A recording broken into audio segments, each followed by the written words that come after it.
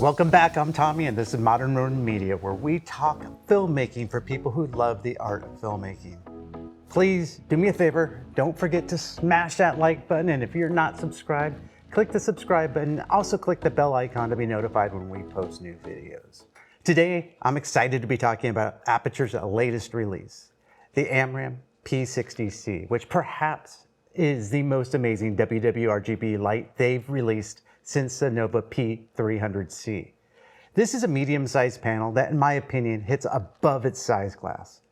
I'm shooting this video using only two P60cs I recently purchased. The background is lit by a single P60c with color.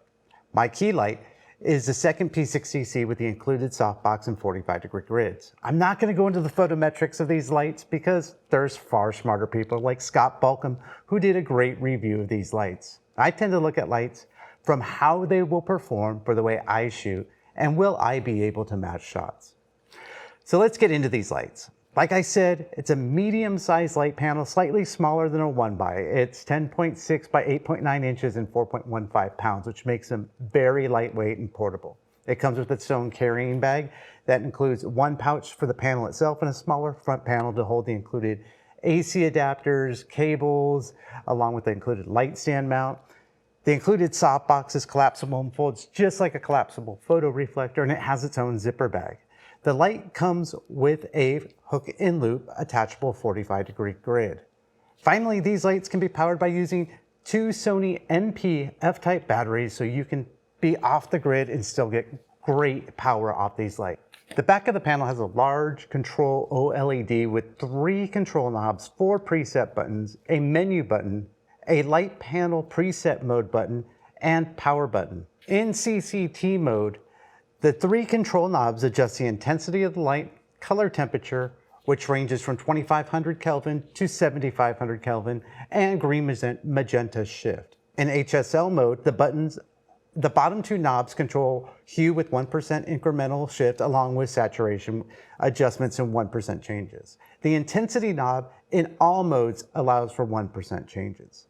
The light mode button allows you to choose at the panel from HSL, CCT, gel, or effects modes, while the menu button enters the system's menu with features such as studio mode, Bluetooth reset for use with Sidus links and other issues. There are 4 preset buttons that come pre-programmed, with number 1 being 50% intensity and 5600K. Number 2 is HSL 50% intensity and 360 hue, aka red. Number 3 is gel mode of 50% intensity, 5600K and full CTB. And number 4 is effects mode with lightning effects enabled. With all preset buttons, you're able to create user-definable presets from the panel. Without going too deep into the Sidus link capabilities, I will save for a future video. These lights, as with all new Aputure lights, are fully Sidus compatible to cover some of the most basic features of the P60c and Sidus. You can, of course, get your basic light power level control, HSL pickers, and extended effects libraries. You also get an expanded color temperature range from 1500 Kelvin to 20,000 using the RGB aspects of the light to expand the color temperature range. So what are my thoughts? Let's start off with some of the negatives, which there aren't many and not exactly about the panels themselves. The first, I'm begging Aputure to fix this one, is the light is shipped with studio mode enabled. Studio mode enables the light to instantly power on when power is being supplied, which can be blinding if you happen to be on the wrong side of the panel.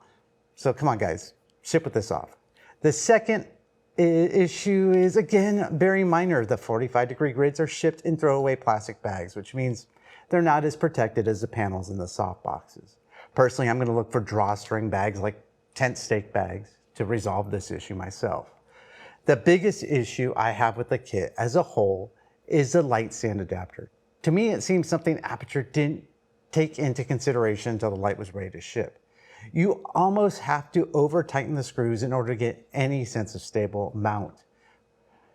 And don't get me started on the part of the adapter that tilts forward and back. Placing this mount on the end of a C-stand boom wouldn't make me comfortable, because I would be worried about the light creeping forward from its articulating mount point.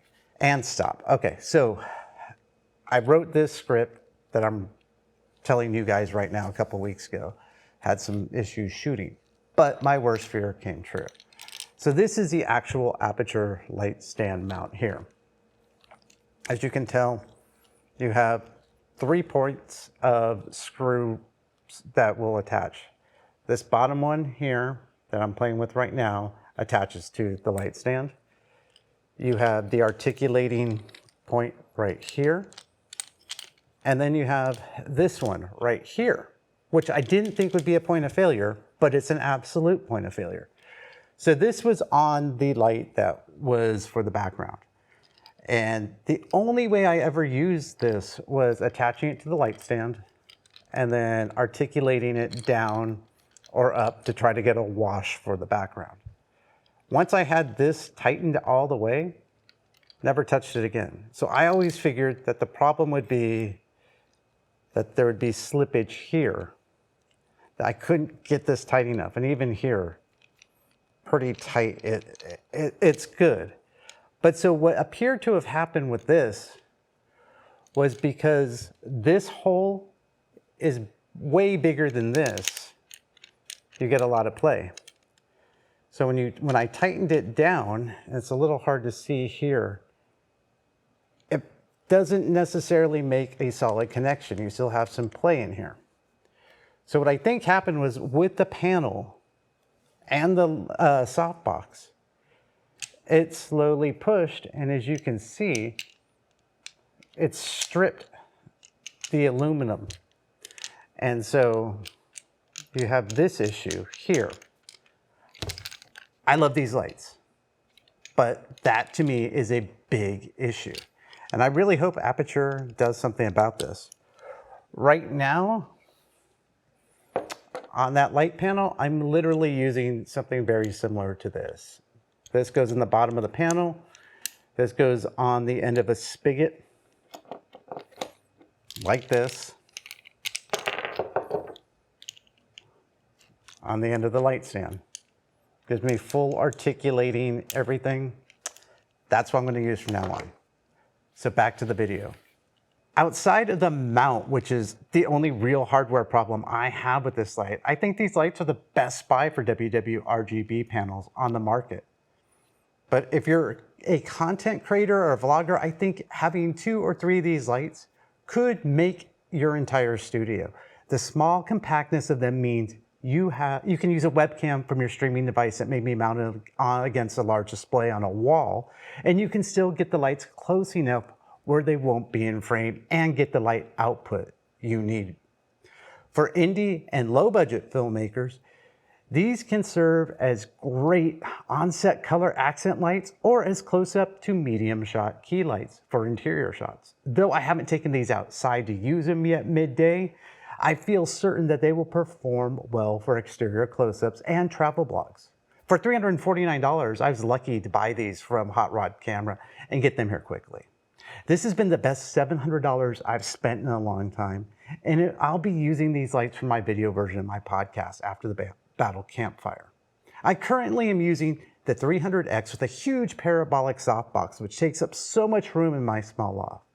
The P60Cs may not come close to the light output of the 300Xs, but I never use it at 100%, and the area saved in my place makes it the right choice for me. In an upcoming video, I'm going to go into detail why I made the decision to move all of my lights to Aputure and how Sidus Link made that the easy choice for me. We have many more videos planned for this channel coming throughout the rest of the year and into 2022. I want to say thank you for watching. As always, get out there and create great things, but don't focus on the best equipment on the market. Focus on the equipment that's right for you. Everybody have a great day.